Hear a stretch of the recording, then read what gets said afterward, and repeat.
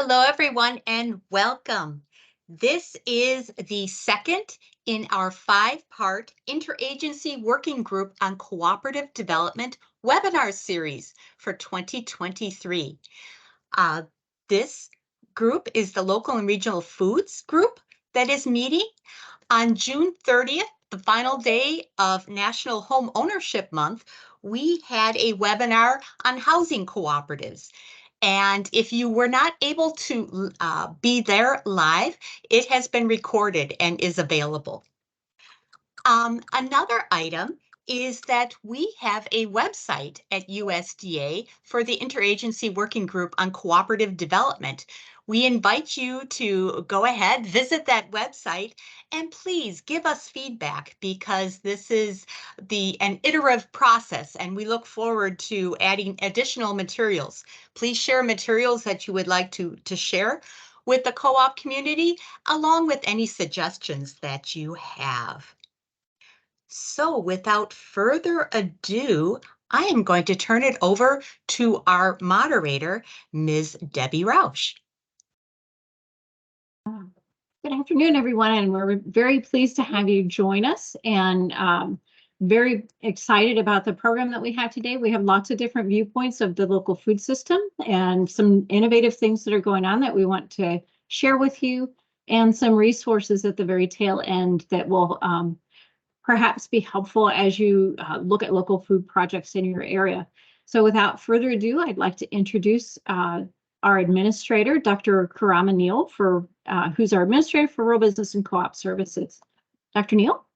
Thank you so much, Deborah, and all of you. I really appreciate everyone being here today, and excited about your participation in this food sector subcommittee meeting. It is an honor to address this gathering, particularly given the recent significant increase in food-specific programs at the Rural Business Cooperative Service and the ongoing use of our existing programs for food projects.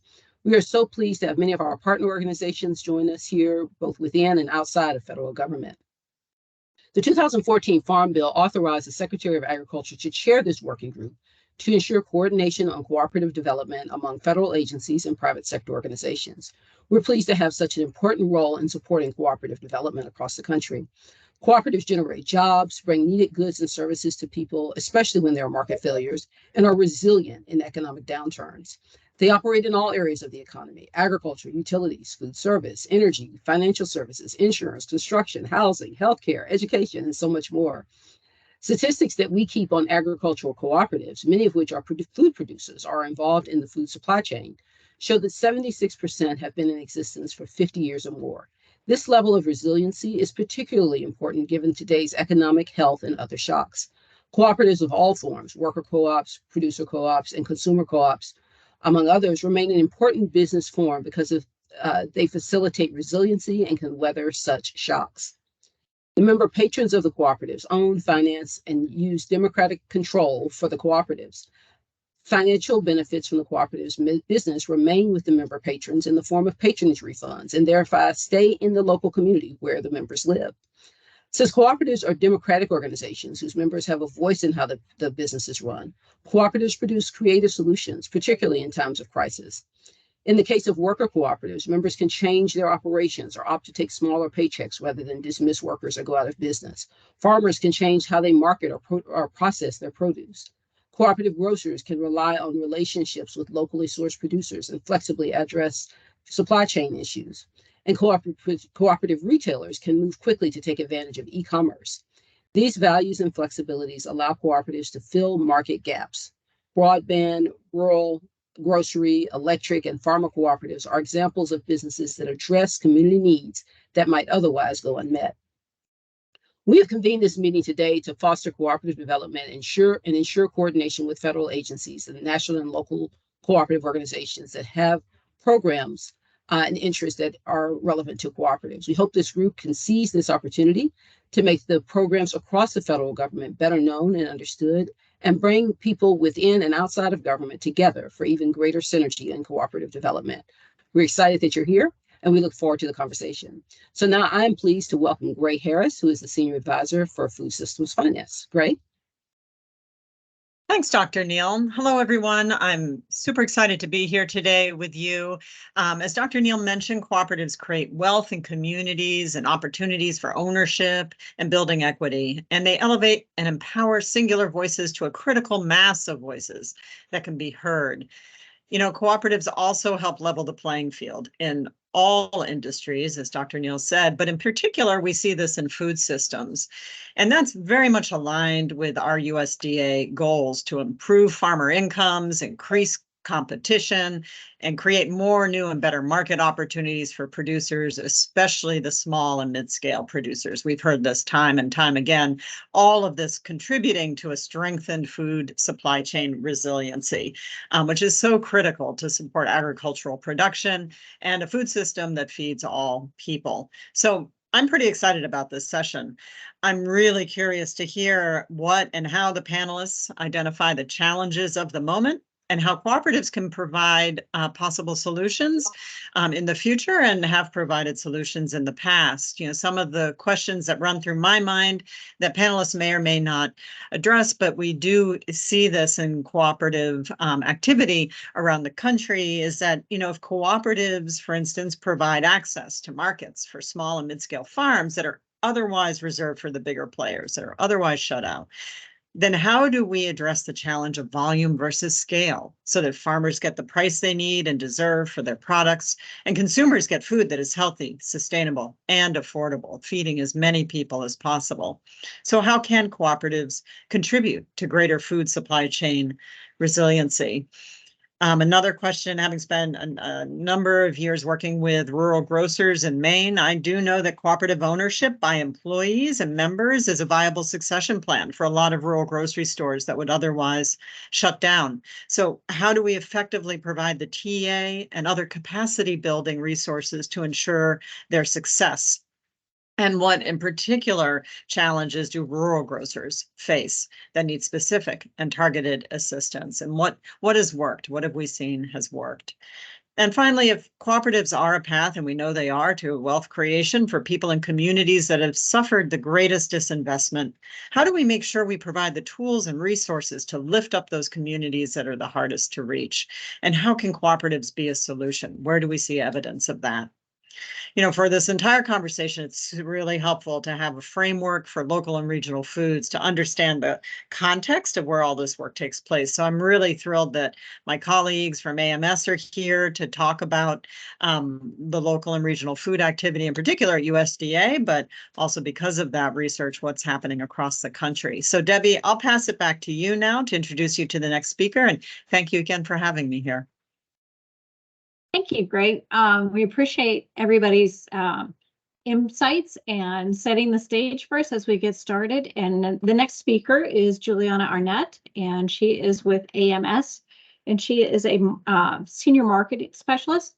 And she's going to share a little bit about the local regional food systems and how that affects the food system overall. So, Juliana? Great. Thanks. Hello, everyone. Thanks for having me. As mentioned, I'm the Local and Regional Food System Senior Marketing Specialist at USDA Agriculture Marketing Service. In plain language, that means I support interagency coordination around local and regional food systems here at the USDA. Next slide, please. My position is located at USDA AMS, as we call it for short, due to the agency's unique role in local and regional food systems at the department. AMS focuses on the development of international and domestic market opportunities. This includes local and regional food markets. At the USDA, each of the department's 29 agencies and offices play a different role in achieving the USDA's mission from food and nutrition to natural resources and rural development. Similarly, the USDA's agencies and offices play different roles in contributing to local and regional food systems. Here at AMS, we serve as an internal and external convener of all of those agencies and offices. We also act as a researcher and a data provider, technical assistance provider, and funder for local and regional food systems. Recently, we have also started to play a role as a local food purchaser. Next slide. The USDA has steadily supported local and regional food systems since the 1970s. This slide highlights just a few key spotlights on how this work has grown over time. Typically, when we talk about this work, we start with the Farmer to Consumer Direct Marketing Act of 1976. The act promoted the development and expansion of direct markets for two key reasons. One, direct markets offer producers a greater share of the food dollar or increased financial returns. Two, they lower the cost and increase the quality of food consumers. I think with the pandemic, it also became very evident the impact local and regional food systems have on a community's ability to quickly pivot and access food among supply chain disruptions. I think that you'll find also many of the stakeholders that are engaged in local and regional food systems development, like those that we'll share later today, share shared values with cooperatives, and it's a great opportunity for these two to come together and support one another. Today, the Farm Bill includes more than $648 million in programs and resources to support local and regional foods, and this is led to over $9 billion in sales for local and regional foods. This work is continuing to evolve at the USDA as we understand the importance of local and regional food systems. Next slide, please. As I mentioned earlier, during COVID-19, it exposed many vulnerabilities in our food systems at almost every level, social, structural, and environmental. We recognize the need to adapt to meet the challenges of our time, from climate to concentration. Throughout the pandemic, we heard from stakeholders nationwide that they needed more right-sized infrastructure and equipment to build local and regional food systems and address supply chain bottlenecks. We also heard the need for technical assistance, value chain coordination, and programs and services that really address equity. Last summer, the Secretary announced the USDA Food Systems Transformation, which aims to build a more resilient food supply chain, create a fairer food system, make nutritious food more accessible and affordable for consumers, and make equity central to all we do. The stakeholder feedback was used to inform a portfolio of programs that address critical needs and strengthen the supply chain from end to end. As you can see, there are programs in production, processing, aggregation, and markets. Overall, there are more than 50 programs associated with the food systems transformation, addressing needs across the supply chain, providing additional funds to existing programs that help shore up food systems and building resiliency. And then we also established many new programs, which you'll see highlighted here in red. While I can't share about each of these programs today, I did want to quickly mention 4 important networks that are part of the food system transformation. And I'm specifically highlighting these networks due to the approachable connection and human scale support they offer to individuals and organizations interested in navigating USDA's many funding, resources, and technical assistance. Next slide. The first I will quickly mention, as more will be shared later throughout the program, but the Rural Partners Network is an alliance of over 20 federal agencies and many civic partners working to expand rural prosperity through job creation, infrastructure development, and community improvement. While the network doesn't exclusively work on local and regional food systems, it is one of the economic development strategies, and you'll hear how communities across the country are using this to address local and regional food systems and economic development in their backyards. Next slide. The Transition to Organic Partnership Program is a $100 million 5-year initiative that will support organic transition in 6 regions across the U.S. The TOP program, as we call it for short, provides farmer-to-farmer mentoring, technical assistance, community development, workforce development, and data and reporting. The program helps transitioning and organic producers overcome technical, cultural, and market shifts during and after the transition period, and it also supports human capital across the organic industry through targeted workforce development. Next slide. USDA's Meat and Poultry Processing Capacity Technical Assistance Program ensures that participants in USDA's Meat and Poultry Supply Chain Initiative have access to a full range of technical assistance resources to support not only their project development, but also their project success. Through MPPTA, the USDA established a nationwide network with 7 cooperators to help folks navigate and manage federal grant management, business development and financial planning, meat and poultry processing technical and operation support, such as processing plant development and workforce development, and supply chain development, such as building relationships between suppliers, processors, distributors, and customers. And I saw that Sarah Hernandez from MPPTA is on the line today. Next slide. Last but not least, over the past 2 years, stakeholders have shared a need for more coordinated and comprehensive services from the USDA to build technical assistance and capacity building for small and mid-sized food and farm businesses and the development of the middle of the supply chain. So the new USDA Regional Food Business Centers will be the cornerstone of our efforts to support local and regional food systems in order to create a more resilient, fair, and equitable food system. Each of the 12 regions are led by a network of partnerships, engaging with grassroots food and farm organizations and employing a range of creative strategies to build food systems resiliency. These partnerships provide nationwide coverage, including a national intertribal food business center. The centers have 3 main functions: coordination, technical assistance, and capacity building, with the goal of supporting small and mid-sized food and farm businesses, including cooperatives. The centers will support producers and food businesses navigating and accessing federal, state, and local resources, support value chain coordination, business planning and technical assistance, and business builder awards up to $100,000 to help producers and businesses wherever they are to grow and strengthen their food and farm businesses. Next slide.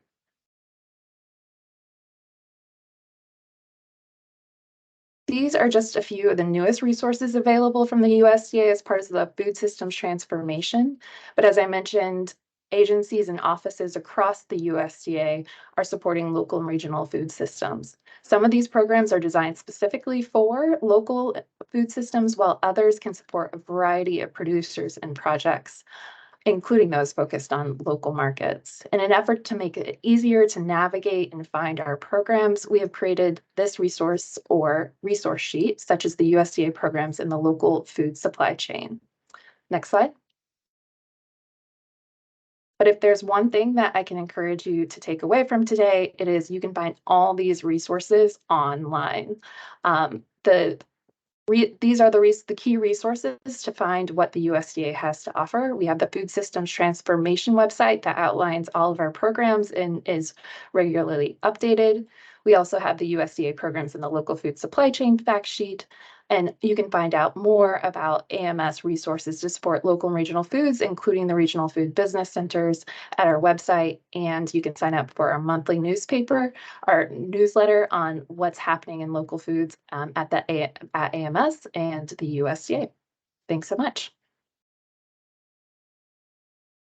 Thanks, Juliana, for that overview of the local food system and things that are out there that could be of assistance. And now we want to hear from some innovative folks on the practitioner side of it, folks that boots in the ground, if you will. And the first speaker that we have is Josh Miner, and he handles the animal procurement and direct-to-consumer sales for the Wisconsin Grass-Fed Beef Cooperative. And he's worn many hats over the course of this working life. Most of them have been closely tied to strengthening the local food system and family and farm economies and regenerative agriculture. And then following him, we will have Leslie Schaller, who's the Director of Programs for AceNet. And she has been heavily involved in distribution channels and cooperatives and how those two meet along the lines. And then lastly, we will hear from Sean Park, who's the Program Manager for Western Illinois University, and some really innovative ways that they're looking at the grocery retail end of it. So we've got a little chunk from each of the sections of the local food economy. So with that, I'm going to kick it off. And Josh, I'll toss it to you.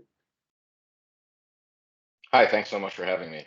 I'm not going to spend a whole lot of time describing what I do because I think I just got a really excellent overview of where we fit. Like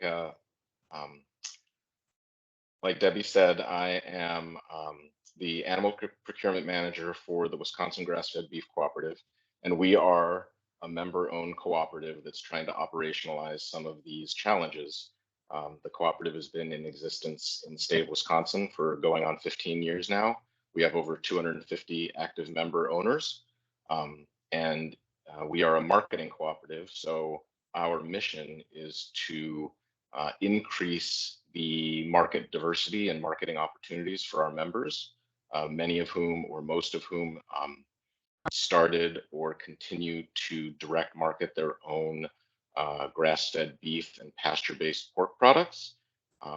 But our cooperative, under the brand name Wisconsin Meadows, allows them to pool their animals when they're interested throughout the course of the year, and have them processed at various state and now USDA inspected facilities, most notably in Cannon Falls, Minnesota, Lawrence Meats, which has been a recipient of many USDA grants for innovation and expansion in the meat processing sector. But as a result of our partnerships, we are able to process our members' animals into a variety of retail ready, typically understood products that consumers will find at the retail level. We also do some direct to consumer sales. Last year, we moved over 1,000 animals through our very, I'll say small but resilient supply chain. And so over 50 of our members were able to sell their animals in a way that increased their own farms' economic diversity and their own economic security. So we're kind of trying to increase market penetration for smaller scale beef and pork producers in Wisconsin in a way that still stays true to our underlying mission of animal husbandry, natural meat production, and regenerative agriculture.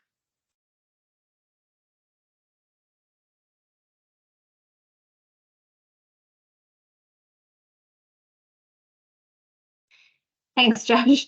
Next is Leslie Schaller. Good afternoon, everyone. I hope my audio is working all right. Good high sign for Debbie. I'm so delighted to be with you all here today. I see a lot of familiar faces and names in the listing. Great turnout also for Friday, and just a lot of appreciation for my long-term friend and colleague, Debbie Rausch, for inviting me here today. So I'm going to share a little bit about AceNet's journey along the way in terms of cooperative development. And I am wondering, I am not seeing my slides on the screen. So is that just me, or is that everyone else? There they are. Wonderful. So I am with the Appalachian Center for Economic Networks. We're a regional entrepreneurship and economic development organization in Athens, Ohio. I really came into the world of cooperative development as an undergraduate in the early 1970s in going to Ohio University in Athens, Ohio, and I became a member of a consumer co-op, which was the Athens Food Co-op. Lamentably no longer alive, but it really turned me on to how cooperatives can really make a difference, particularly, I think, in underserved rural communities. So AceNet focuses on building networks, supporting innovation, facilitating collaboration with Appalachia's Ohio businesses to create a strong, sustainable regional economy. Next slide. So just a little bit about us, 38 years and counting. Our mission is really to grow the regional economy by supporting entrepreneurs and strengthening economic sectors. We work in multiple sectors here in Appalachia, Ohio, and throughout Central Appalachia. But all our work for the last 38 years has been particularly grounded within local and regional food systems. And I think, Juliana talked about how do we build more resilient economies in which all people have the resources and opportunities to prosper. So you'll notice many of you are familiar probably with my previous presentations. This work is driven so much by people and place, I think especially in local food and ag. So you'll always see a lot of photos of our food and farm entrepreneurs in all my slideshows, because these folks are the ground troops. This is, I think, what motivates many of us to start our day and do this work. It's obviously the real engine that animates our local food systems. Next slide. So our humble beginnings, I think, in the cooperative approach, AceNet started back in 1985 as the worker-owned network. So we were really destined to look at some of the models we had been learning about, particularly from the Mondragon region, the Basque region of Spain, to figure out how could we create, again, multi-sector network of worker-owned businesses. And that's the movement I really come out of. Full disclosure, aside from my position as the Director of Programs at AceNet, I'm also the founder and the business director. I think I can brag on us. We're probably the largest worker-owned restaurant, definitely in the state of Ohio and possibly the Midwest, and maybe even nationally, who knows? We're about 54 strong at the moment. But I think what we learned in these early days as the worker-owned network was that worker ownership was a great model within our cooperative development values, but it was only one piece of the puzzle. For us to really accelerate the growth, to build, particularly in our local food economy, more resilience, we needed to look at other tools that were out there. So in the mid-90s, we started to develop food processing facilities. Our Food Ventures facility opened in 1996. Again, one of the longest running. You know, back in the day, we called those kitchen incubators. I tend to call them food enterprise centers right now, because we always have a diverse ecosystem of tenants, clients, and users using our facilities. We also have another 100,000 square foot facility in our northern part of Athens County in Nelsonville, and about 20,000, maybe even close to 25,000 square feet of that facility has become a much larger distribution hub. We have just recently installed another much larger thermal processing room in that space, and also have dedicated meat processing and sort of a veg prep, although it's morphing into more processing options. So as some of our folks get started in the Food Ventures Center, it might be a farmer doing a value-added product. It might be the formation of more collaboration between some of our entrepreneurs, maybe using more of a network for co-packing or for processing.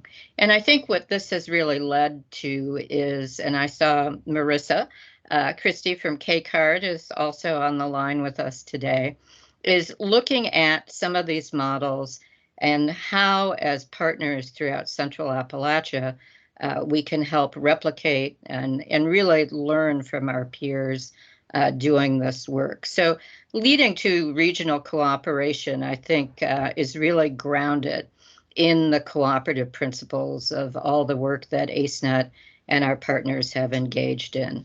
If you're not familiar with the Central Appalachian Network, I would encourage you to check us out. I'll put the link here in the chat in a little bit, but it's cannetwork.org. And we are so thrilled right now to be one of the collaboratives that was chosen for the regional food business centers. So we're just getting started. July 1, we've been having a lot of group meetings and look for a lot of continued opportunities to not just instill cooperative values, but look at really the formation of some newer collaborative models. Next slide.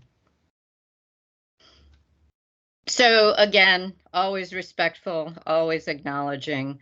You know, I think part of being a co-op member, especially in a worker-owned business for over 38 years now, I really recognize that we're in this work together, that co-design is essential, and that we have to animate these values at all points in time. So a big shout out to our founders, Marty, June Holly, Roger Wilkins, and just the level of collaboration and cooperation that has grown throughout Athens County, throughout southeastern Ohio, and now through southeastern and central Appalachia has really made the difference. So whether it's modeling shared use facilities like kitchen incubators, enterprise centers, food hubs, whether it's developing cooperative branding programs, or just looking at new innovations to really address the food insecurity throughout rural places in Appalachia,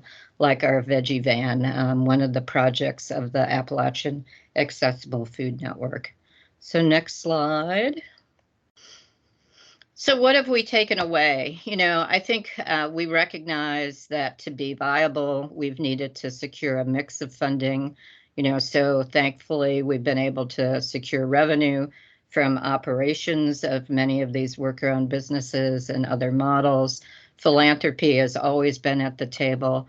And I think public and private investment, although at times it waxes and wanes, has also been particularly important. And then for us at AceNet, network weaving is at the core of our methodology. So building networks, connecting people to resources, making maybe some of those weaker links stronger ties. And then measuring impact, obviously, when we're funded by our grant investors, we have to make sure that we're accountable with our deliverables. But I think measuring impacts that go beyond those traditional economic development key measures has also been essential to our work. So I would encourage you, if you're not familiar with the WealthWorks framework, check it out. It's been throughout Central Appalachia a great way for us to measure our work and really see if we're ringing true with a lot of cooperative values. People and places, they're at the table with us. They're often the spark plugs. They're the co-designers. Social enterprise throughout Central Appalachia is emulating a lot of the same cooperative values that legally governed co-ops utilize. But I think, there's a morphing here. Innovation within regional food systems, I really think accelerates and is driven through collaboration. So we travel at the speed of trust. Networks and co-ops are really important in building that backbone of relationships that really make things hum. And then on the horizon, we recently, or not that recently, I guess we're at the end of year 3 in one of our collaborative awards to Appalachian Sustainable Development, KCARD, AceNet, many other partners like Coalfield Development in West Virginia are also involved. But one of my dreams has been, how do we really address some of the gaps in production, processing, and distribution? So looking at co-op models, perhaps, where the practitioners, especially the food hubs and the collaborative facilities, begin to form cooperatives as maybe the first tier of membership, but then also how do we add our other partners, our producers, maybe even producer associations or some of our larger food processors and manufacturers as partners. And then, boy, I really wish we could get the market partners to be a little more committed in co-op development and design as well. So next slide. So challenges, still significant underinvestment. Co-ops are still confusing. Collaboration is tough. I think we're still struggling with that. We love WealthWorks because it helps us translate other returns on investment. We can demonstrate how social capital, natural capital, intellectual capital, really has an impact in innovating within more traditional food systems. And then where we work here in southeastern Ohio, all the partnerships we have throughout Appalachia, You know, there's just a lot of challenges, and thank you, USDA and many other agencies in the larger federal family, understanding that rural places have not been invested in. A lot of low wealth communities are still struggling. We struggle with capital, technology, infrastructure, and then we just need more investment in capacity building and leadership. And this is one of the many reasons I'm so excited to participate in the next 5 years in the Regional Food Business Center model. Next slide. This is Leslie on her soapbox. I have to leave you all with some thoughts in terms of what happens when we embrace co-op values. We are stronger. We feel more connected. You know, food security is significantly addressed. Communities learn how to build for innovation. And I think the byproduct of this is systems become more resilient. We respect the needs of the next generation and the generations to come. So we have to build out a fair food system if we are going to continue to thrive. And that's it for me. One next slide, how to get hold of us. This is the shameless AceNet infomercial. Go to AceNet Works. You can find all our staff addresses there. Please, please, please follow us on social media. If you want to hear more, if you want to see more of the animation of this work, follow us on our social media platforms, but also maybe register for our monthly e-newsletter. It's great. Megan Loveland, our communications and program director, does an amazing job. It just came out yesterday. So thanks all. Thanks, Debbie. Thanks, Leslie. That reminds me of getting a lot of feedback. Okay. Okay, there we go. Oh, maybe not. Can you mute, Leslie? Yes. There we go. Yep, that helped. Okay, that reminds me of been recently rereading some information that Chuck Ingram, a longtime co-op developer and educator at Ohio State, put out that co-ops are people in action. And I think that's one of the things I really love about co-ops. And thanks for sharing that, Leslie. It's really neat to see the work that you guys are doing down there. And with that, I want to turn it over to another really innovative thinker and proponent for the co-op community, and that would be Sean Parks from the Western Illinois University. Sean? You might be on mute. There we go. It was just slow unmuting.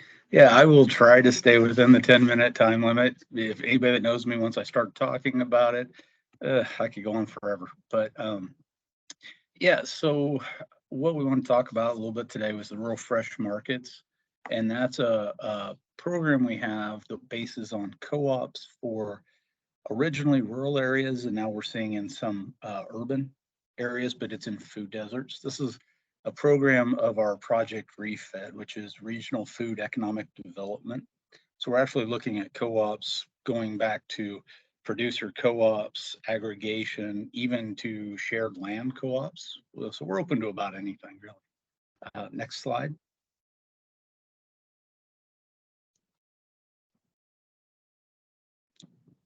Can we go to the next slide?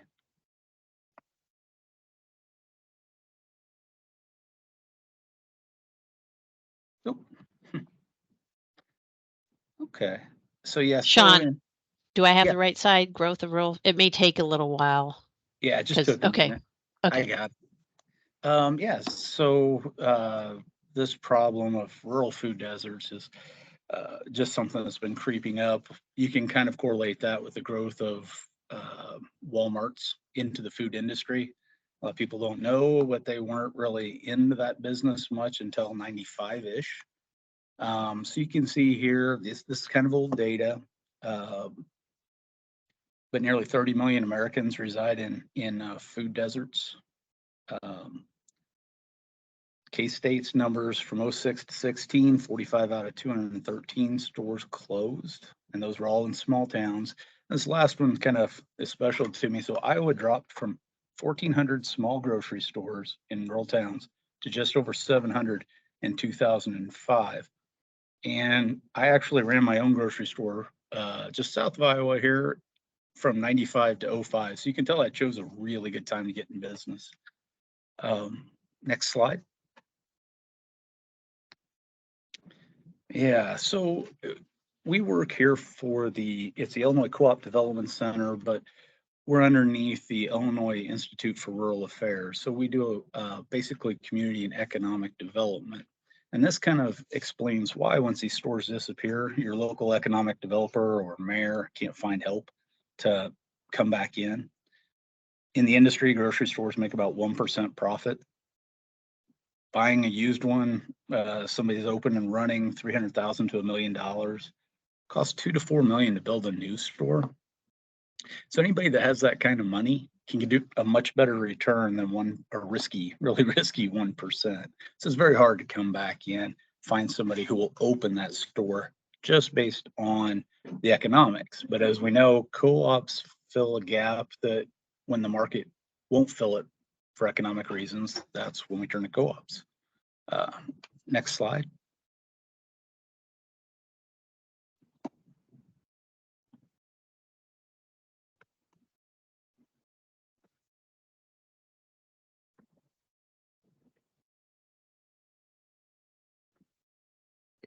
Sean, the slide that's up is the rural fresh market model. Okay. Well, I don't see that one. Oh, there it is. Just came through. I must have a really slow connection. So to answer some of these problems, you can't go back into these communities and try to open a co-op because the first question you're going to have is, well, why is this going to succeed when the previous one closed and the one over in that town closed? So we came up with this rural fresh market model, and we've actually been seeing some of the principles be effective in urban areas too. So we pretty much work in food deserts. One of the things is reducing our energy costs for these buildings, whether it's an existing grocery store or a new co-op. We want to make sure we have the newest efficient equipment for refrigeration we can. That's just critical. That's one thing I suggest you never buy used if you can. Anything else you can buy used, shelving or your refrigeration, got to be careful. We adjust the product mix. So a lot of rural communities haven't caught up to the different ways that we shop now.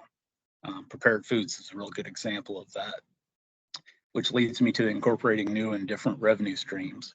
So having more of these prepared foods in these smaller stores really changes the profit mix for the store. So where the previous store couldn't do it, the co-op can, because we're making a little more money on baked goods or on deli sandwiches, things like that.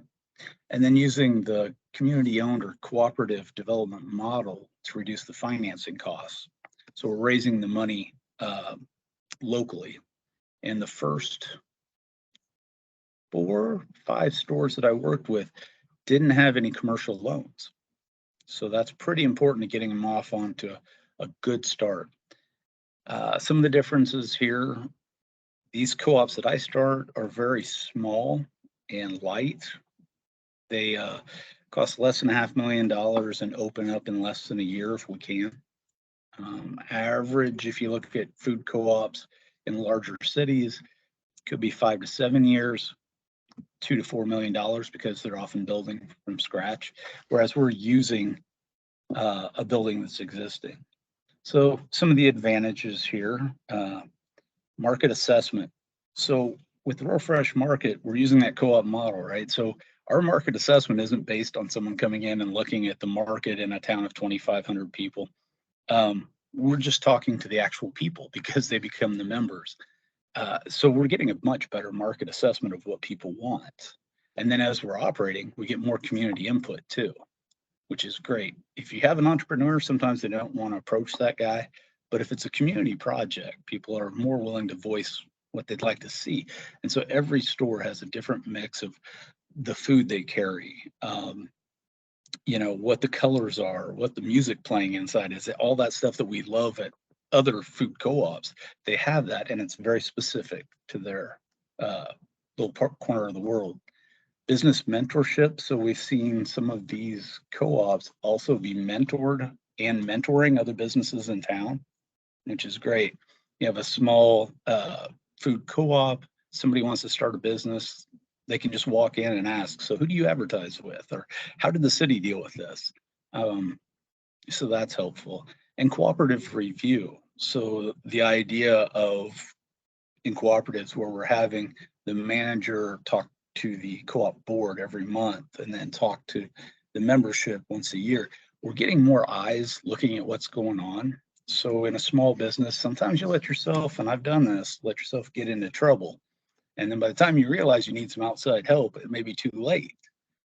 In this case, hopefully we can catch problems much, much earlier. So that cooperative review is just a really good business practice. Next slide. So technical assistance, this is some of the stuff that we do. Remember, most of our communities are middle to low income. They don't have money for a market study at $10,000 or an architect at $30,000. That's when your budget's $150,000 for the whole thing. You can't really do that. So we'll do an estimate of startup costs. That includes their inventory, equipment, any miscellaneous estimates. And we actually work with food warehouses to kind of understand what they need. And then some of it's based on our experience. We'll do the cash flow and financial estimates. I hesitate to call them feasibility studies. I like to call them opportunity studies because that shows there's an opportunity there. Doesn't mean it's going to happen. Feasibility studies, we seem to think, well, it's possible, so it's a done deal. And I'm always cautious about that. You can have a great plan, a great area, have everything laid out, and if it's managed wrong, you can fail. So it's really difficult to say, here's your numbers, you're going to be successful. So I like to call it an opportunity study, but we'll do estimates for monthly for the first year, cash flow for quarterly for the next two, and then up to annual for the years 4 and 5, because further out you're predicting, less accurate you're going to be. You never know, next year you may change things. Floor plan design and assistance. So we'll kind of lay that out. I'll do a top-down kind of drawing to make sure it's ADA compliant. And we look to make sure bathrooms, things like that are ADA compliant. And then all the decorating, everything inside, the materials, that's all co-op board. They get to pick that. It's usually, you know, a lot of local craftsmen that work. We had one guy that retired from making Sarasota movie theater countertops. And so he made the countertops for our deli. Turned out really nice. Payroll and schedule planning. So that's part of that cash flow. We will actually sit down and go, okay, what hours do you want to be open? How much do you want to pay folks? Okay, here's what we think you're going to need to have in the building at that time. Here's what the unemployment insurance is. Here's what all these things that go into it, your FICA match. So here's an estimate on workers' comp, and get it as detailed as we can because every nickel counts. Business plan creation is a little different. That comes up with your mission statement, some of your principles, things like that. Sometimes we get bogged down in that and less in the business, but those are important. It really tells people what you're about. And then critical is follow-up consulting. So we want to talk to people regularly and make sure things are going well. Next slide.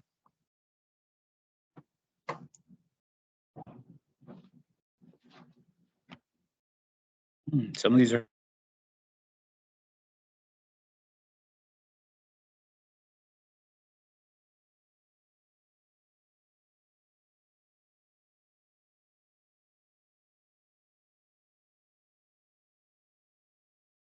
We lost Sean. He's coming back. Yeah.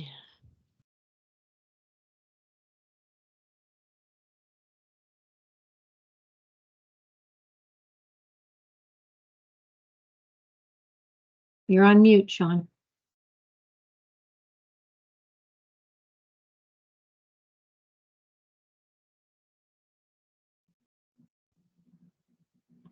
There we go. Okay. May have to talk about a rural broadband cooperative as well, as I'm having trouble. Because we are a community and economic development organization, some of the key concepts we use are asset-based community development. So we're looking at what they have in the community that we can take advantage of. Maybe they have a baker that's great. Well, we won't compete. We'll work with him, sell his product when he's not open, and take a small cut there. Economic gardening. We'll work with some of these others that may be able to help us with the business and help them grow their business as well, because we grow together. And we know that the loss of the grocery store loses what we call a third space. So sometimes referred to as anchor institutions as well, but your first space is your home, your second space is your workplace, your third space is where you meet your neighbors. So this is where a lot of bridges are built. And then finally, social capital. That builds that social capital that anybody that's tried to do a co-op in a place that people just weren't invested in, that's your lack of social capital. So next slide, please. So this was our first one. It was in a tiny town of 1,700 people, which is kind of my magic number, it seems, for some reason. I land on 1,700 a lot. Winchester, Illinois. Their store had been closed. Their grocery store closed up 9 months before. This was our first project. We got to the town meeting and 80 out of 1,700 people were there, which if you do the math and try to adjust that to Cook County, that's several 100,000 people. So was really impressed, and that's that social capital there. And it was really small. You can see the picture there. The other side has the refrigerated units. The back actually has a fully certified deli, and now they have a bakery upstairs. But we're talking total of 1,500 square feet. Carries local meat only. The whole thing, soup to nuts, $89,000 invested. That's inventory, remodeling, $7,000 for an HVAC system, and the equipment. And then we did all the business training there. And most of those funds were raised by sale of shares in the cooperative. That's because in rural areas, if you have 1,700 people, you're not going to get 1,500 members. So raising money through memberships doesn't really work, especially in low income areas. So this is the last one we did. They opened up last month in Cairo, Illinois. Cairo has a poverty rate of 28%. It's about 72% Black, 26% white. Has a long history of racial violence. 60% of the residents are SNAP qualified. And the average income is about 18,000. And in our state, I believe the average is around 58,000. So it kind of gives you an idea. Next slide.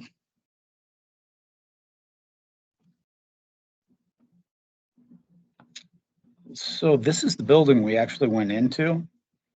And some of the collaboration, when you look at it as a community development project, so the Illinois Institute for Rural Affairs, that's us, but we got help from a total of 5 colleges, all in that one building. The best way to do that, if you've ever worked with colleges, is to not let them know they're working with each other. So we eventually ended up with U of I, Southern Illinois University in Carbondale, and 2 community colleges. Lieutenant Governor's office was who actually instigated the program there.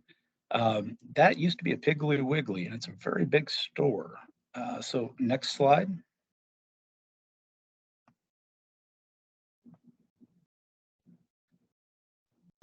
So I'm not sure how well you folks can see this, but this was a really big store. So what we did was this center section there is the grocery store. It's a 5,700 square foot grocery store. We rearranged things where they were laid out straight instead of diagonal, squared off the wall because it had been drawn at a diagonal as well. What we've been able to do to fill these spaces, so in the top left corner there, we're going to have our deli bakery, which is much bigger than most deli bakeries would be, but there's a lot of value in a lot of profit and value added items. And that was actually already fitted out with a kitchen. It was a former Subway. The bottom kind of middle right is actually 2,000 square feet that we're renting out, leasing out for $100 a month to 2 community colleges doing a workforce development program. Their rent is $100 a month, but in return, their students are learning drywall and painting and things like that. they're using their grant money to buy materials, and they're using our building as their lab. So they're remodeling different areas for us as they go. Down in the bottom left corner, that's what we're doing next. It's going to have basically a small business development center there.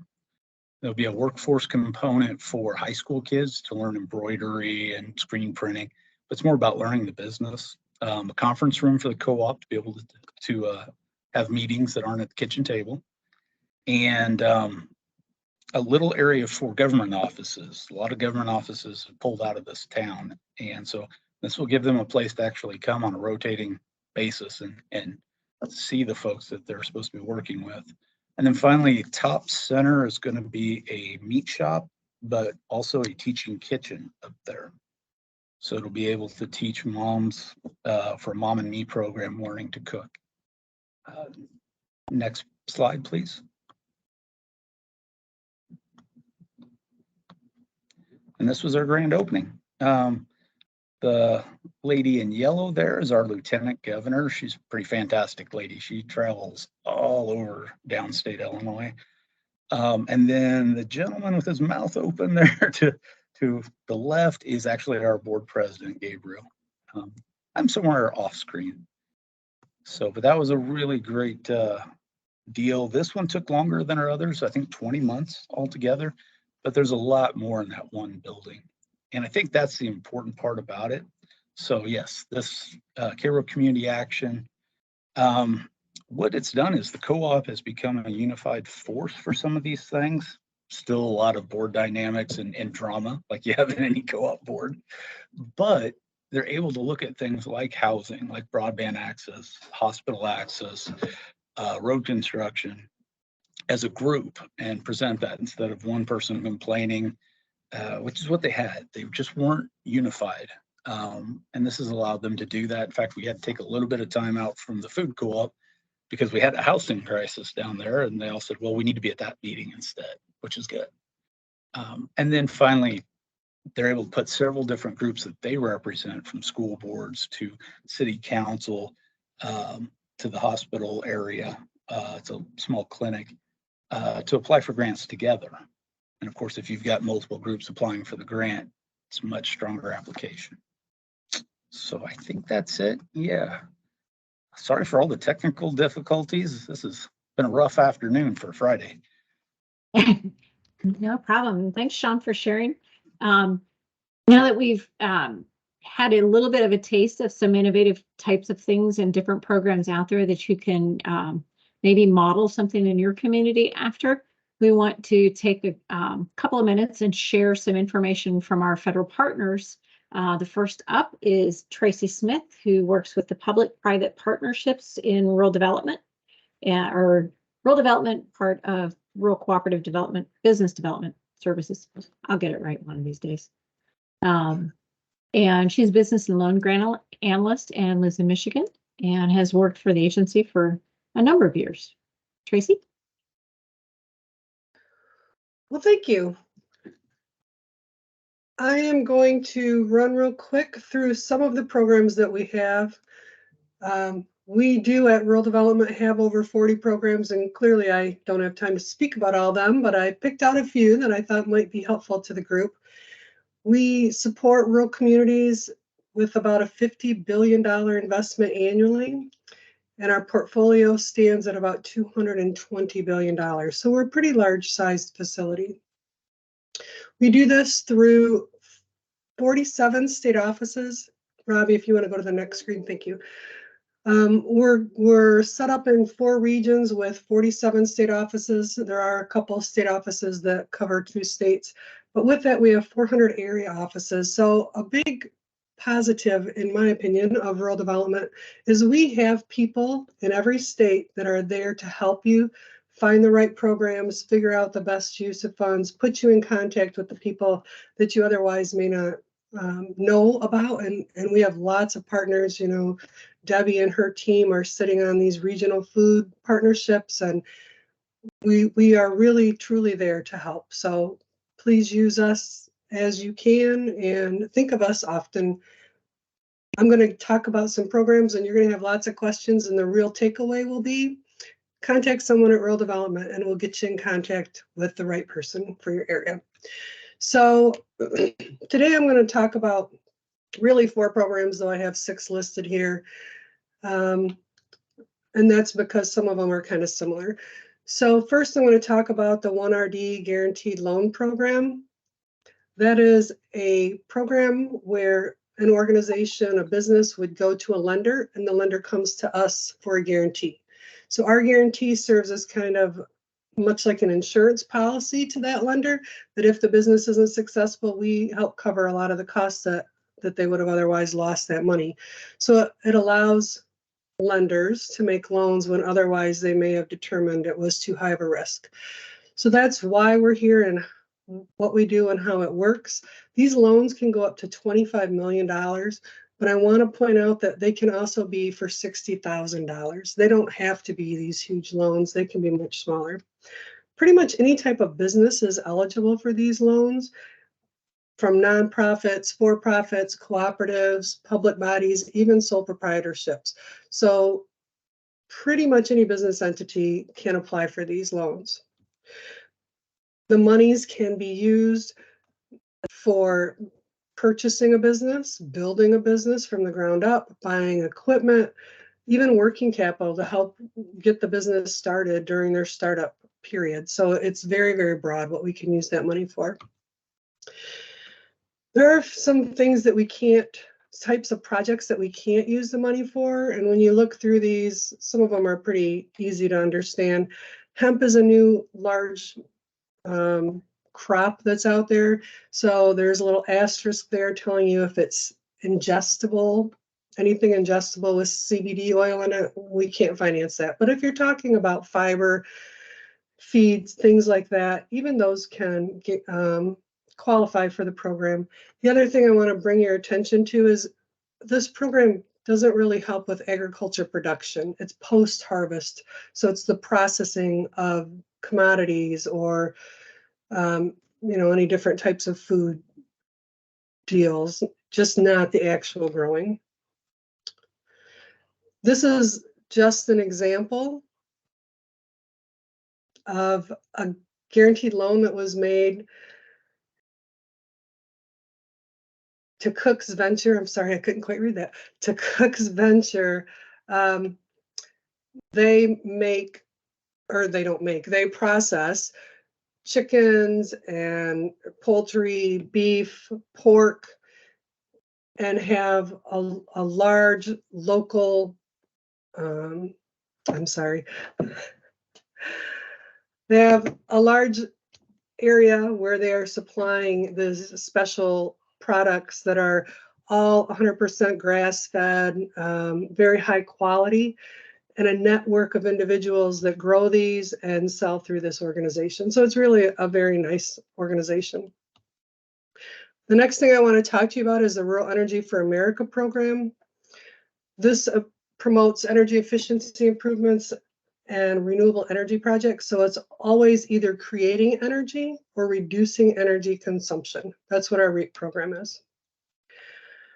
On the next slide, we talk about you can be, this is a little bit different eligible borrowers, grantees. They have to be either an agriculture producer or a small business located in a rural area. Many of our programs, nearly all of them, in fact, you have to be located in a rural area. This one, if you are an ag producer, you could actually be located in an urban area. And our business and industry program that I just spoke about previous is another one that is mostly for rural areas, but with certain projects in the local foods realm, we can sometimes help in urban areas too. So that's important for me to point out.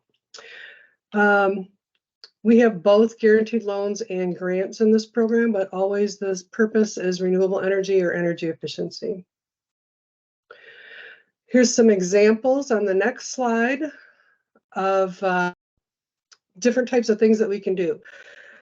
So Sean mentioned energy costs in these small grocery stores, and actually lighting and the cooling systems are often used through our REAP program to provide grants 25% grants, sometimes a little more in certain circumstances, and guaranteed loans to help put in different, more energy efficient projects. We also can do renewable energy systems, which would be the installation of solar panels, small wind turbines, anaerobic digesters. And we've seen and talked to groups that were local producers of both animals and processors of animals that have been contemplating putting in anaerobic digesters to try and reduce their waste and have another revenue stream. So there are lots of opportunities there as well. This slide is indicating minimum and maximum grant amounts for both renewable energy and energy efficiency improvements. And the numbers are a little different depending on which type of project it is. For our guaranteed loans, the minimum guaranteed loan that we have in the REAP program is $5,000, whereas the maximum is $25 million. If we were doing a guaranteed loan for a business, we cannot cover more than 75% of the cost. So the business would have to come in with 25% from a different program. There can even be combinations where people apply and get both a REAP grant for that, for 25% of the costs, and then they can get a loan to go with it. But in that instance, the two combined cannot exceed 75%. So I know that's a little technical, but I want you to know that there are, as with all government programs, a few limitations and qualifications. The next slide is just an example of a solar installation that was done. It's a relatively small one. They got a $14,000 grant. They saved $3,300 a year. So, you know, that's quite beneficial to them. Next, I want to talk briefly about the Value Added Producer Grant. This grant aids agriculture producers in adding activities related to process and marketing of new projects. The grant amount is a maximum of $250,000 for working capital and $75,000 for planning grants. So there's really two types of grants here. In the event that you've been in business for a period of time and you've already got a proven business, but you're expanding it, you can get working capital. And the working capital has to be for processing of the product, the agriculture commodity that you're growing. And so it can be used for inventory, packaging, marketing, lots of different types of projects. I kept thinking Deb was telling me, hurry up, but it's something else that's ringing in the team. Sorry about that. There's more people wanting to hear you speak, Tracy. I see. I kept looking as you got a timer on me somewhere? Sorry. Anyway, so we have the working capital that can help with the processing of the product. It can help for the people that are standing on the line actually doing the processing, canning, whatever that may be. The borrowers that are eligible are independent producers, egg producers, farmer groups, cooperatives, lots of things that are going to line up with what y'all are talking about today. The other thing that you can use that for is to have a feasibility study completed in order to determine if what you're wanting to do actually makes sense in that area. So this is an example of a cooperative that utilized the program in Oregon. It's some egg producers that are now processing and selling finished eggs as a product. So they were awarded a $25,000 value added producer grant for working capital. And they were also able to get a $5,000 grant to go with the project too from the Oregon Food Bank. So that was an exciting project. Next slide, Robbie. This is not a cooperative, but it's very interesting. And I just want to point out that the reason I'm mentioning this, someone got a $49,500 grant. They don't grow your typical commodities. It's not what you would normally think of. They grow herbs and some odd fruits and even some other plants that they use to make syrups for cooking and beverages. So you don't automatically think that it's got to be, you know, the normal commodities you're thinking of. This grant can be used for a lot of different projects. Okay, Robbie, next. Last thing I want to talk about the Rural Business Development Grant, and that's because this grant can be used for just a large variety of things. But it can help businesses. Someone talked earlier about a kitchen incubator, and we help fund kitchen incubators with this program and business incubators. And so your cooperatives and your cooperative members can utilize the facilities that we've already financed to get some of the technical assistance for learning different aspects of their business. Maybe it's for marketing or bookkeeping, any of those types of things. So it can be used indirectly that way. Another way that it can be used, we provide funds to organizations, nonprofits, and like municipalities and counties throughout the country to set up revolving loan funds. And those revolving loan funds can be used, again, for processing, not for agriculture production, but they can be used to make small loans in these instances where someone's getting started and they need $10,000, and they can go to these revolving loan funds and get such type of assistance. Okay, next slide.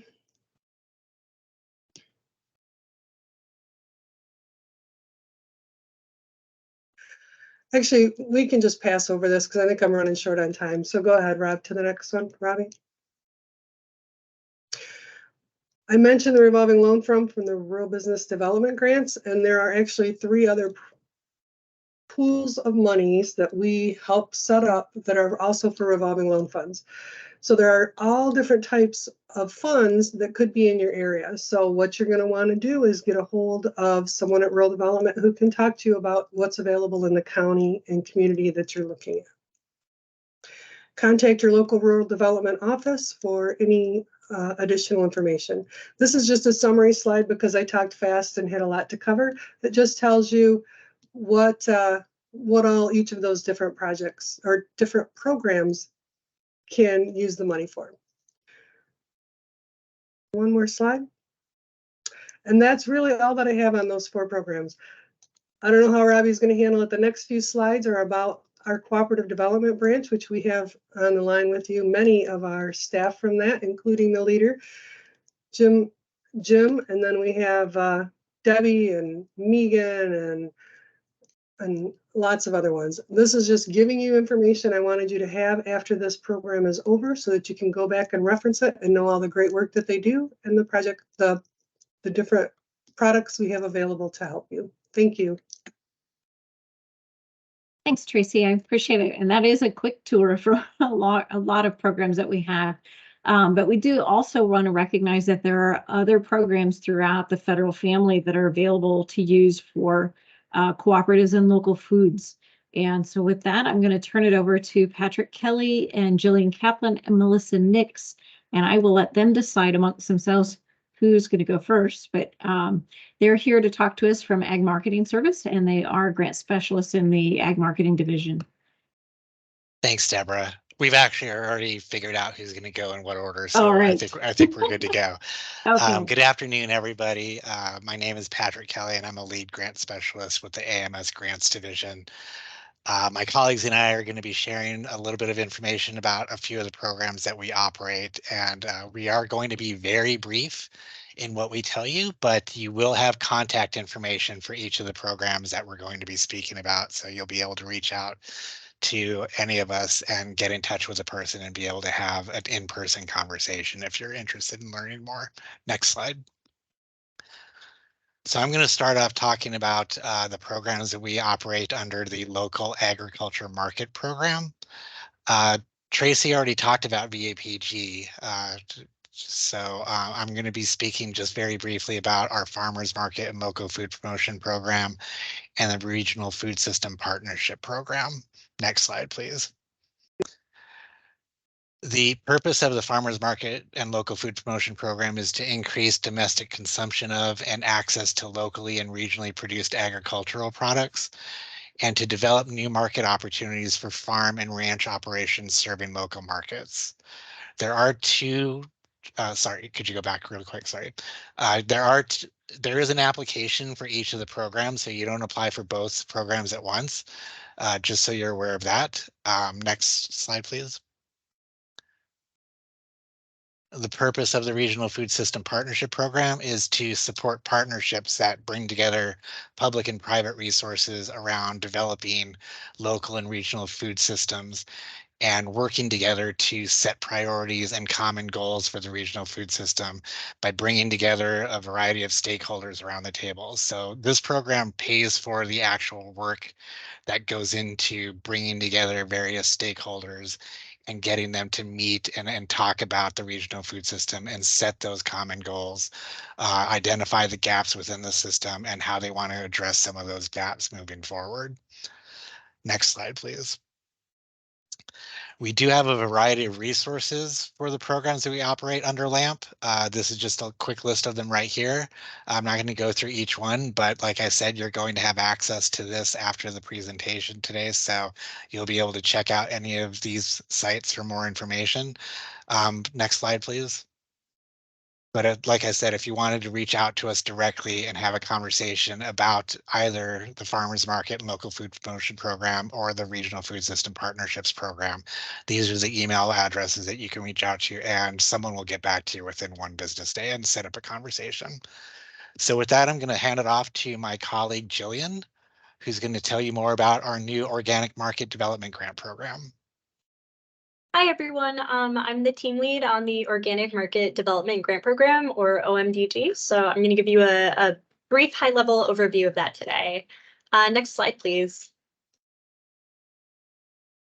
Okay, so this program is aimed at helping to improve processing and distribution capacity for organic producers and handlers to get more organic products to consumers by supporting the creation of newer expanded markets for domestic organic goods.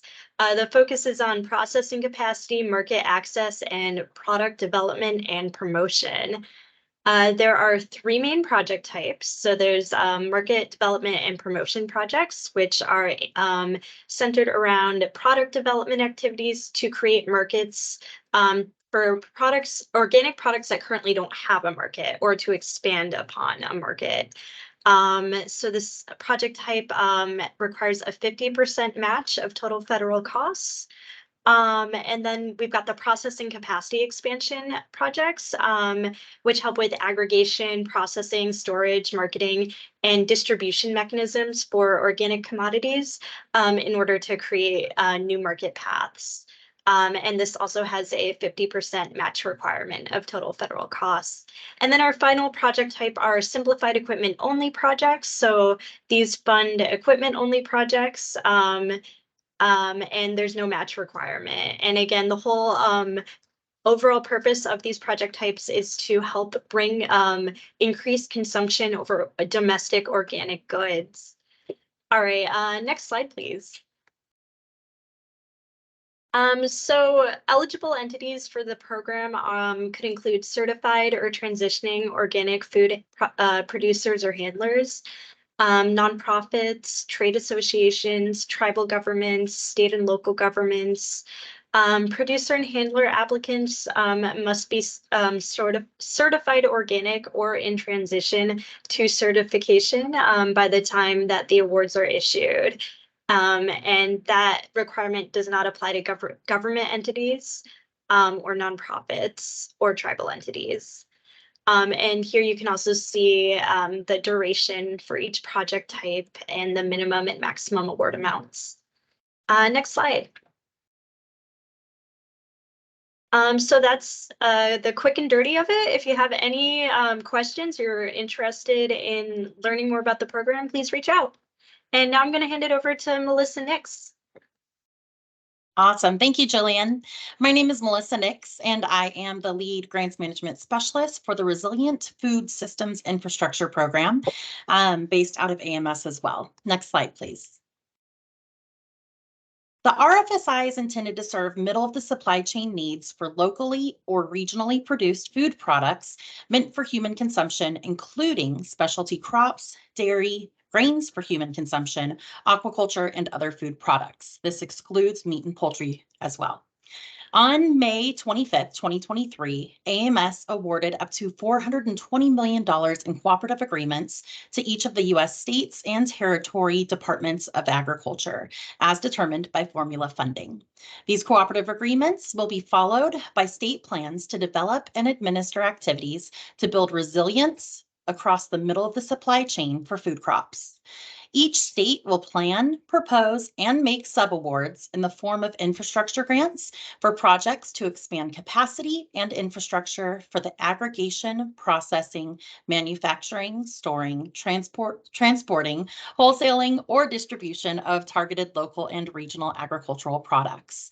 Infrastructure grants have a minimum award of $100,000 and a maximum of $3 million.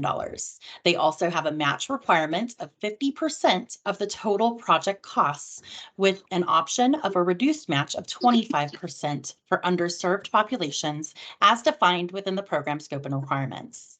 States may also use up to 20% or $1 million, whichever is less, for state-led supply chain coordination and technical assistance activities.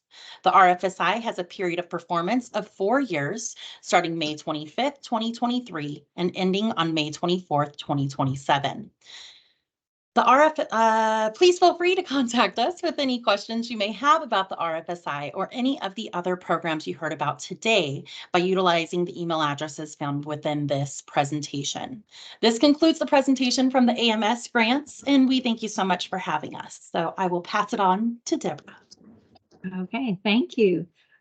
Lots of good programs out there to help increase the availability of local food in this food chain, and cooperatives that have the ability to take advantage of it. Now we want to share one last tidbit before we go to questions. This is a new initiative through USDA Rural Development, and that is the Rural Partners Network. And Nathan Sandwick, who recently joined USDA Rural Development in March, is serving as the community programs liaison to support this network in Wisconsin. And he's going to share a little bit about what they do. Yes. Hello, everybody. Thanks for this opportunity to put the spotlight on this new initiative, Rural Partners Network. It's an honor to be here. It was valuable for me to soak up and learn a lot of what was already mentioned earlier. Yes, Rural Partners Network is a fairly new White House initiative. It's a whole of government approach. It's an association of federal agencies, staff, and programs. And in collaboration, 24 of these federal, well, it's a growing number actually, but more than 20 federal agencies and regional commissions are coordinated through the Rural Prosperity Interagency Policy Council, co-led by the White House Domestic Policy Council and USDA. And Rural Partners Network puts federal staff on the ground in the form of community liaisons like myself, who are hired to work at USDA Rural Development. So USDA Rural Development is largely responsible for staffing the initiative, but it is a whole of government approach. And if I could just advance to the next slide, I'll touch on that a little more. The stated purpose here, as you can see, enhance equitable rural prosperity through local job creation, infrastructure development, and community improvement. Another phrase I've seen written and occasionally use myself is transform the way federal agencies work with communities. There's a vision statement that I refer to from time to time, and that just thinking broad vision, one of the hopes is America's rural places successfully leverage economic recovery resources, improve social, economic, and health outcomes, and build lasting public and private and philanthropic relationships. How we do this through both a local place-based support for and also through a broader whole of government approach. And actually the next slide, I'll kind of get into that a little bit, the place-based approach. So where is Rural Partners Network active? I just want you all to keep in mind this is active in 10 states plus plus Puerto Rico currently. And so that just means that just be aware there are 40 states where we do not have community liaisons actively involved in place-based programming. There are also within the state participating community networks. So in Wisconsin, for example, it's not the entire state where I work. We have 5 distinct community networks that have been identified. And generally speaking, those combined include 13 of Wisconsin's 72 counties.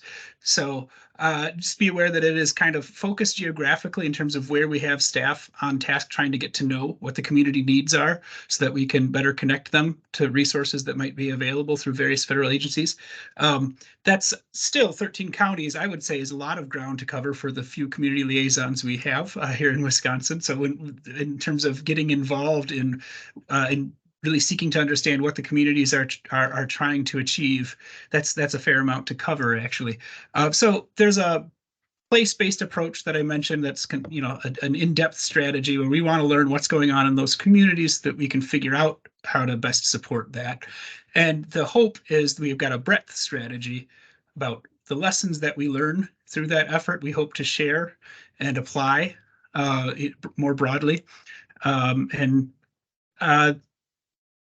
I'll skip the how the communities were selected. In a nutshell, there are places that were historically have not been leveraging or accessing the federal resources for which they may be eligible to some extent. There were other variety of factors that went into the selection. And in Wisconsin, at least I know the community networks then were also from those kernels of places that were identified. They were also expanded based on basically the recommendation of the communities that were identified originally. So in that sense, the places themselves are sort of self-defined. The next slide just is really an appreciation of all the interagency partners that are involved in this effort. You can see a whole lot of logos here. Like I say, this slide is actually old. This is there's a growing number of agencies involved, but none of this would be possible without the attention of the rural desk officers that are assigned from these agencies to help out in the ways that they can, to make sure that their agencies are responsive as best they can to the needs of these communities that we're working with. So, like I say, without this whole of government effort, really, there'd be very little for me to talk about in the community. Well, there actually would still be a lot just within the USDA rural development programs alone, which of course, are my colleagues. We're staffed by that agency, but we know there's so much more. And so this is one of the things that's unique about this initiative. The next slide is where we're going to spend a little time, but not much, because I know we're probably getting close to wrapping up and I'm the last one here. So there is here, as you can see for yourself, just a handful of roles that we as community liaisons can play in our communities. Resources here, that's described as matchmaking. And we help them leverage partnerships as best as possible. We help as best we can develop long-term capacity building experience locally for maybe bigger investments to come. And I do, if I have time, I want to share at least a few examples of some of the projects that may interest the folks in this group. Okay, I see a yes, please. Yes. All right. Yes. All right, thanks a lot. One that comes to mind, based on my experience here in Wisconsin, is that the leaders of the Menominee Tribal Nation in Wisconsin, which is one of our community networks, some of the leaders have expressed an interest in creating an indigenous cooperative to advance some of the shared hopes related to agriculture and food systems. There is a food systems focus there. Leaders do see that food is good as medicine, and there is a strong hope to build a more resilient food supply chain. I won't claim to know more than I do about all the ideas that they have along those lines, but because they expressed interest in an indigenous cooperative along those lines, one of the things that we were able to do as community liaisons was really engage some technical assistance. As you see here, one of the things, provide technical assistance. Well, we don't pretend to be the experts ourselves all the time. In this case, we engaged Margaret Bow from USDA Rural Development, who's here today. Hello, Margaret. And Kristen Ford from University of Wisconsin Center for Cooperatives to present information to that group and to present resources for cooperative development that may be of interest, and did that at one of our regular Rural Partners Network stakeholder meetings with that community network. So that was, I think, something that was actually really well received. There were a lot of attendees for that webinar, and I think they got information. There was good discussion. Another project, again, just kind of shamelessly plugging those that are happening in Wisconsin, Western Wisconsin, the other side of the state, there is the potential formation of the Red Cedar Cooperative, which would be in the food supply arena. This actually, the hope for this originated with a farmer-led watershed group active around the Red Cedar watershed. And they've been discussing it actually for a couple of years. More recently, they've gotten help from Grasslands 2.0, which is another broad collaborative effort spearheaded in large part by the University of Wisconsin as well, but really organized through these local hubs. And there's a local hub that is active in that region. And so they're engaged in the planning process for creating that cooperative in coordination with the local farmer-led watershed group. And that would be a nice, I won't get into all the details there, I guess, in the interest of time, but it'd be exciting to see that development. And it wouldn't surprise me if some of the folks on the call here may know more about that particular one than I do. If I get questions on that, feel free to chime in and answer them for me. But that's, like I say, been a 2-year discussion, and some of these things do take time. In general, I wanted to just speak briefly on some of the advantages to cooperatives that come to mind. This is maybe briefly echoing some of the things that you've all touched on already, that other presenters have touched on already. But well, in this context, Wisconsin is an important food producer with a history of producer cooperatives and others, and a wide variety of farms of different sizes, different types, different focuses, different cultures even, really.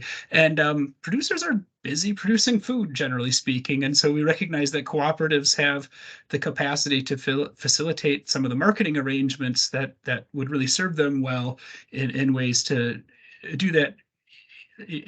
That would maybe be a distraction if they had to do it all themselves.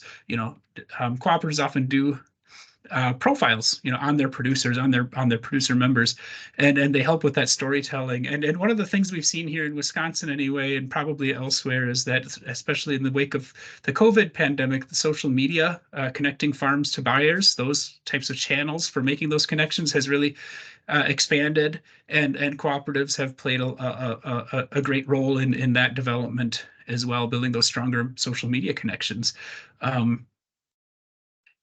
We recognize that co-ops can help overcome some of the limitations of selling, say, like halves and quarters and wholes of steer at a time, and things. And we've got examples of distributors here that are in some cases already working on that and looking to expand their operations. So we know of one example of that. I won't get into it, but from a general community development perspective too, which is really my background, I do see that cooperative ventures can often address rural community needs and do so while generating additional benefits as well. So it's some rural communities seem to be waiting for for-profit business to meet some local demands that they all share. We miss our hardware store, we miss our local grocery, or whatever it might be, and I think that in many of those cases, if that's what they're waiting for, they may be waiting for a very long time.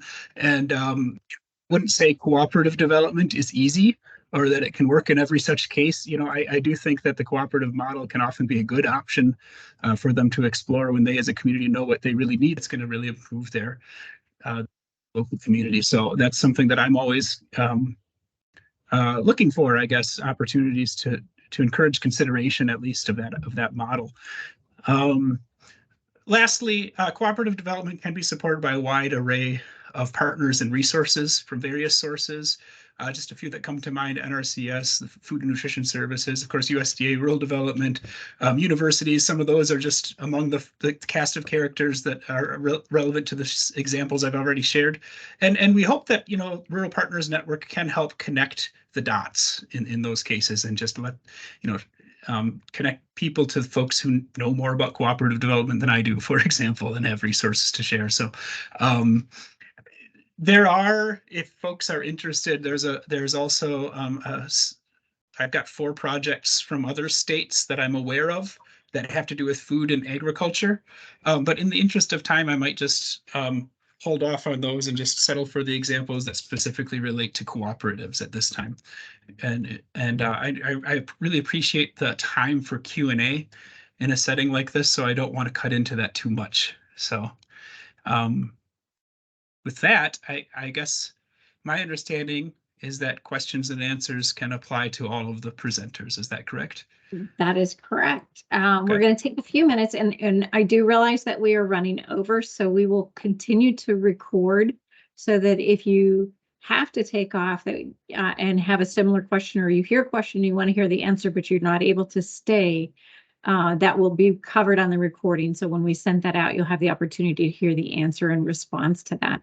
I do want to say thank you to all of our presenters today. You've done a fantastic job. Lots of information thrown at everybody.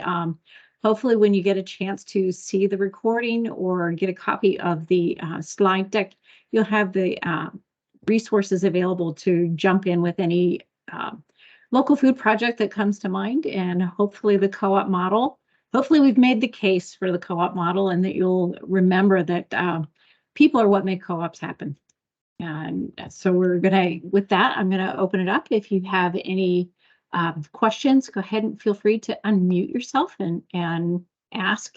If you have a particular presenter that you want to direct it to, let them know. Otherwise, we'll go ahead. Shar? Hi, I've got a question for Nathan. How often do the Rural Partners Network, how often do you meet? You had mentioned that you meet, but how often is that? Is that a case-by-case basis? And do you identify which agencies it may be applicable to? How is that process established? Well, in the interest of time, I maybe will just share. It varies a little bit, even in Wisconsin, among the 5 community networks that we have here. But I gather that you're probably referring to our general sort of stakeholder meetings that we try to convene in each of these community networks. And in the case of Menominee, the Menominee Tribal Nation, which I mentioned, there we typically meet monthly and virtually at that, with the occasional in-person meeting, depending on the circumstances. And we've had a really successful, in-person meeting there as recently as May. But in general, we try to at least have that general sort of updates type meeting on resources, current and forthcoming, about monthly. There are other ways for us to communicate with those groups. But I think that's probably more often in 4 of our 5 community networks. That's pretty much how we do it. There's a lot of correspondence, of course, that happens outside of those meetings as well, as you can imagine. But as far as regular meetings goes, does that answer your question? You're on mute. Sorry about that. And when somebody brings a project to you, how do you identify which agencies you're going to connect with? And does USDA do that on behalf? Or how does that work? Yeah, that also varies. In some cases, if I happen to know of a program that would pretty obviously be a good fit, which is rarely the case with me being new to federal government, as was mentioned. I just started at the end of March, but so I'm still getting to know some of those programs. But I will often see what we can find. Often confer with some colleagues, and when it has happened several times that I'll basically notify some colleagues in the national office of the project need, and they can make some suggestions for me about which agencies to pursue. And then this is sometimes where having those rural desk officers in the other agencies comes in extremely handy. Is I've got the contact information for some person in those agencies that I can call and let them know that I'm a community liaison working on this, and I was told that your agency might have something that would fit this situation. And sometimes, though, after bridging that connection, we find out that actually it's maybe the one that we had in mind, the program that we had in mind might not be a good fit for the situation, and we'll continue that search again until we finally can confidently answer that maybe federal agencies don't have something that would quite fit, and then we'll make a note of it and count that as sort of contributing to the lessons learned here. If we're getting a lot of demand for certain types of projects that there just isn't a program for yet, I see it as my job to keep track of that kind of information too, because that is exactly the kind of thing we can learn from and figure out how to address in future years too. The other thing is that not all projects come to me as really ready to shop out. So sometimes it's a very loose idea of a project, and it's not really quite ready to shop out. And so that's where there's been some cases where we recognize that, okay, what they clearly need here is technical assistance. And if that's the case, we'll start to look for somebody who can offer the technical assistance that they could benefit from. So it's very case by case, I guess.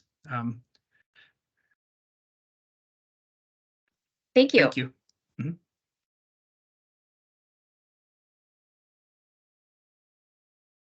Any other questions?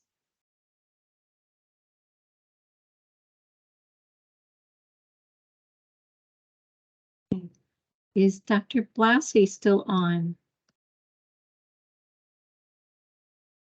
Don't see him. Okay, with that, I guess we will thank you for your attendance and your attention. Special thank you to all of the presenters and Dr. Carmen and Gray Harris, our lead local foods folks out there. And please don't forget to check in again with our next webinar in the series is childcare, and that will be on Friday, August 11th at the same time from 2 to 3:30. And if the links are in the chat, if you didn't get them, or hopefully you saved your invitation to this one and the links were in there. They'll be going out again, but just wanted to make sure that you have that on your radar. If you're interested in co-ops, there's that. And then the following month, there will be one on, oh shoot, I've lost my list. Margaret. I'll pass it to Margaret. Rural economy and investment co-ops. There we go. Real estate investment co-ops is in September, and then follow that up with the rural economy. Yeah, Friday, So. September 15th for the rural investment cooperatives. And October is the equitable ecosystems, cooperative ecosystems. There you go. So with that, I wish you all a wonderful weekend. Enjoy the rest of your Friday, and hope to see you in August, if not before. Thanks so much. Thank you. Thank you, speakers.